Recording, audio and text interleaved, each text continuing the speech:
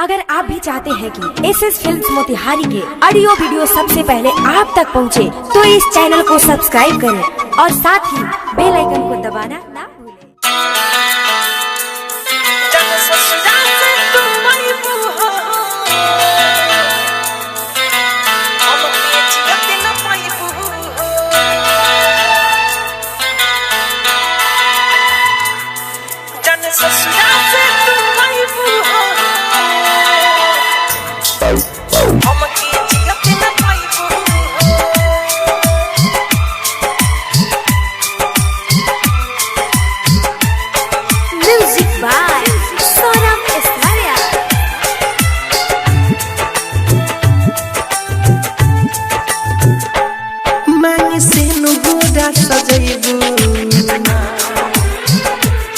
घरे पिया बाके जइबू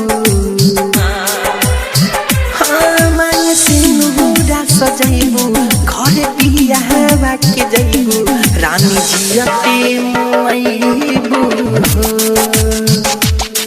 जाने ससुरा से तू आइबू हमके जियते न पाइबू जाने ससुरा से तू आइबू हमके जियते न पाइबू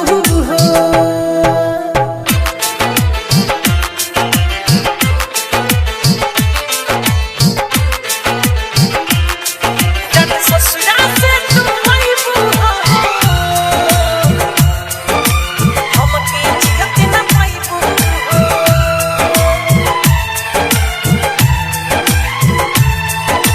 पल भर में बचपन के साथ छूटल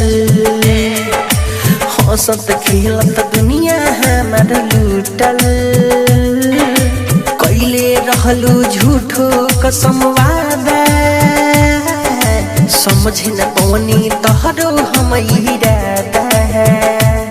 प्यार तू ही तो सिखवलू हमारा जिंदगी में आइलू सिखलू हमारा जिंदगी में आइलू दूरी हमारा से भइलू जाने ससुरा से तू आइबू हमके जियते न पाइबू जाने ससुरा से तू आइबू हमके जियते न पाइबू हमके जियते न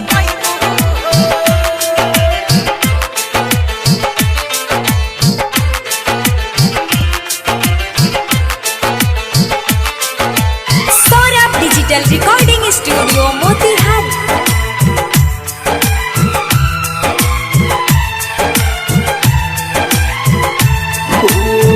के जानू हमसे बेवफाई दूसरा संगे कयू तू सहगाई राइटर अजित कैसे जी पाई जान हो सौरभेश्वरियानु जहर पी मिठू रहसल रोई